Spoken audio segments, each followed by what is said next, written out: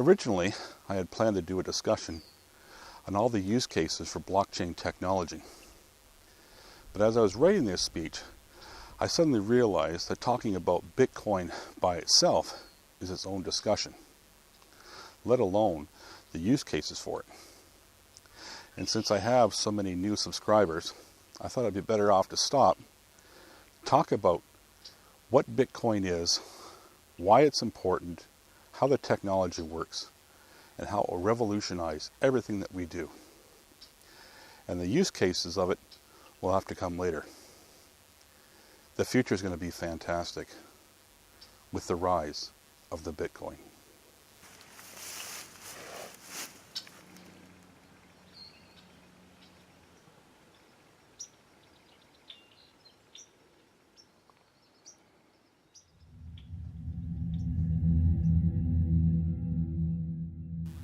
I first heard of Bitcoin from a technology enthusiast sometime back in 2011. I thought, well, if he's interested in this, then I should take a look at it too. Back in those days, Bitcoin was selling somewhere between $10 and $90 each. But the real problem was trying to figure out how to buy a Bitcoin and where to store it. And I couldn't quite figure out why I wanted it, other than it was new.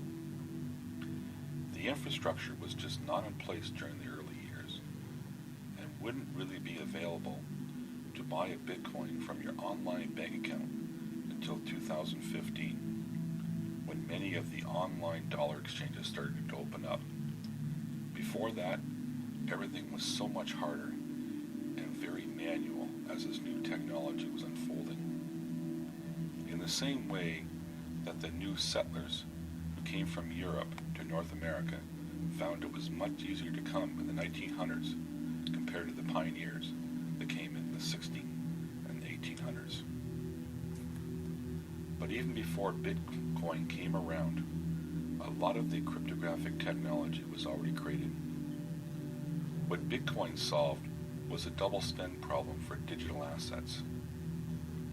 If you have a digital asset on your computer, how do you make sure that if you give it away, you're not keeping a copy for yourself? Or another example would be, if you sent a picture from your computer, you can send that same picture to everyone you wanted as many times as you wanted.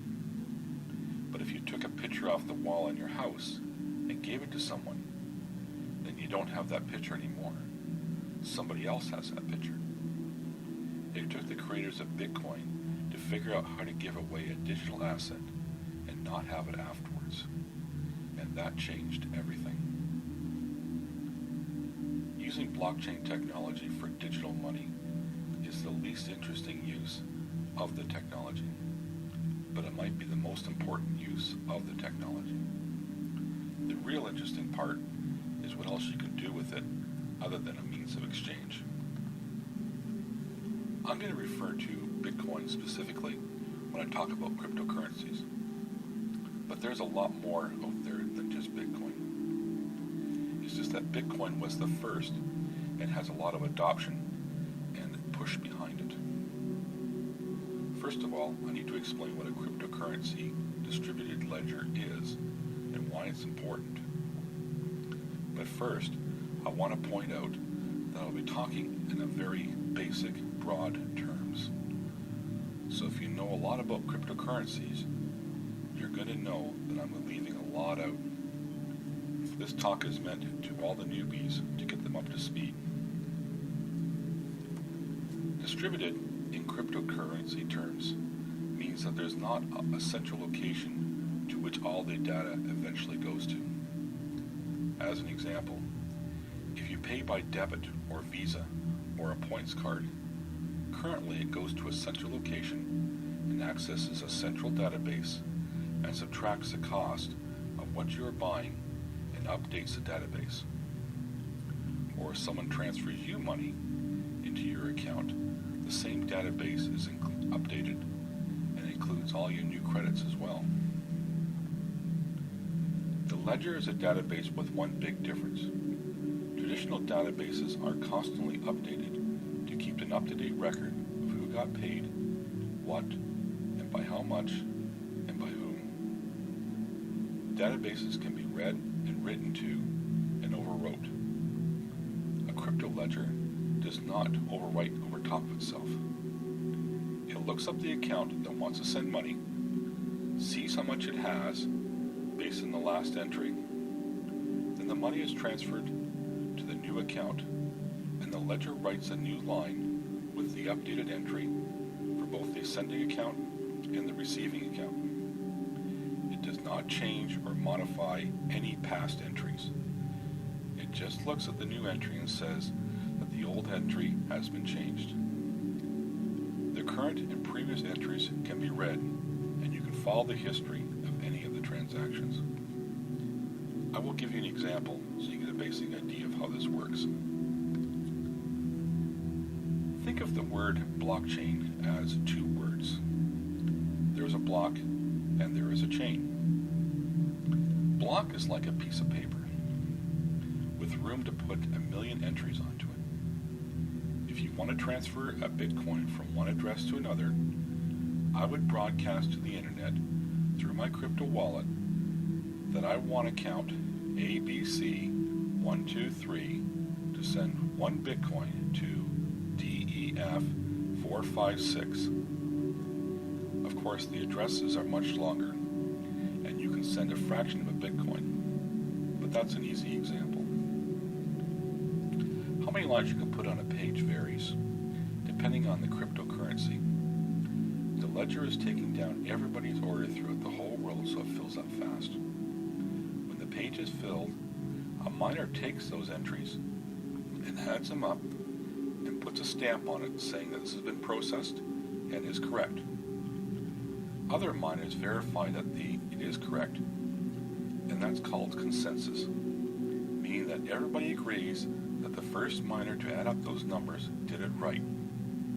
That is what's called consensus rules. The rules of the game don't matter as long as everybody agrees to play by them, and the rules are different for every cryptocurrency. When the page is filled up, added, and verified, it adds it to the Bitcoin book, and a new order page starts.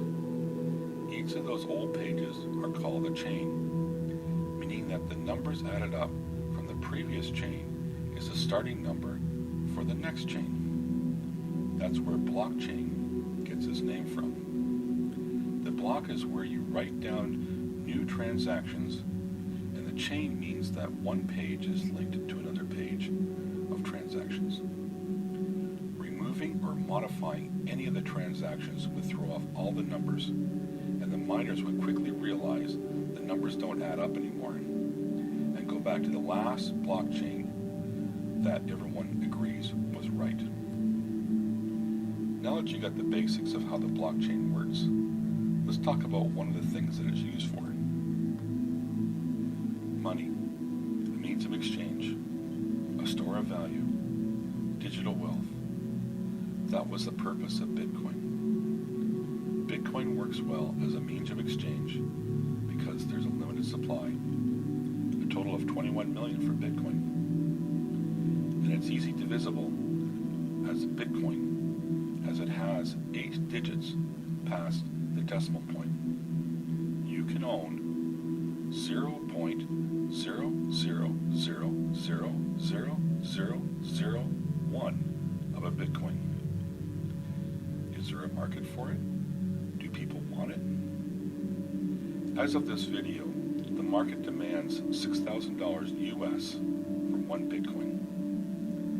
And people are paying that much just to get one. How much is that worth to you? You're going to have to decide that for yourself. What really makes Bitcoin attractive is that the government doesn't own it or control it, so they can't inflate it or devalue it. And most importantly, they can't shut it down because there isn't a central point or a central person who controls it. If they ban it, it will go underground and be as successful as governments have banned drugs. In my opinion, just as governments should separate church and state, they should also separate state and money. No government or small groups of people should be in charge of our money. controls the money, controls the inflation. And how is that working out for us now? Before Bitcoin, there was no way to create money outside of the government system without the government closing you down because of the central point of failure problem. Now, crypto creators and users are not asking permission. They are taking back their money, and the world will dramatically change. One day, I'm going to do a talk about what the world would look like if every country had a balanced budget because of cryptocurrencies, and what that would look like.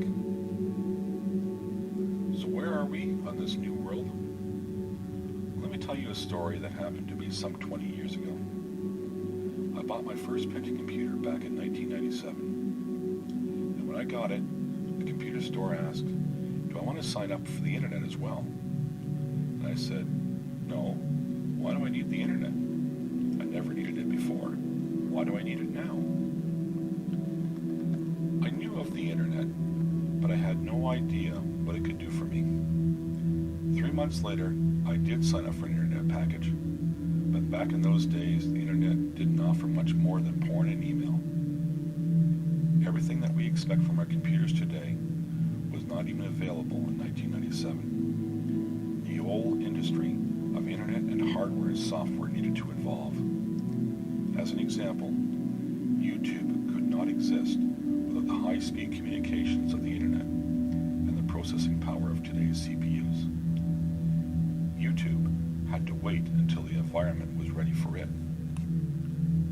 And that's where we stand today with cryptocurrencies. Unless you live in a country where the leader is destroying their currency by hyperinflation, we in the West, who have more stable currencies, see cryptocurrency as a fun way to send value around, nothing more.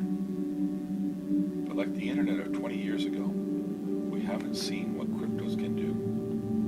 Blockchain technology will integrate itself into everything we do and will be all behind the scenes. When done right, we won't even know that we're using it. There's a lot more I can say about cryptocurrencies, so stay tuned for part 2 and beyond. I'm excited to see what other uses for blockchain technology there is, other than money. And let's not forget all the uses we can't even imagine yet. I'm constantly intrigued with all this use case uses. I find this type of technology fascinating. Thinking that Bitcoin was created 10 years ago, to where it is now, to where it will be 10 years from now, will be breathtaking. You know, blockchain technology is more than just neat. It'll revolutionize everything that we do. And I'm going to have future articles and talk to you how that revolution will happen. But for now, I want to say goodbye, and may you have many happy thoughts. Until next time.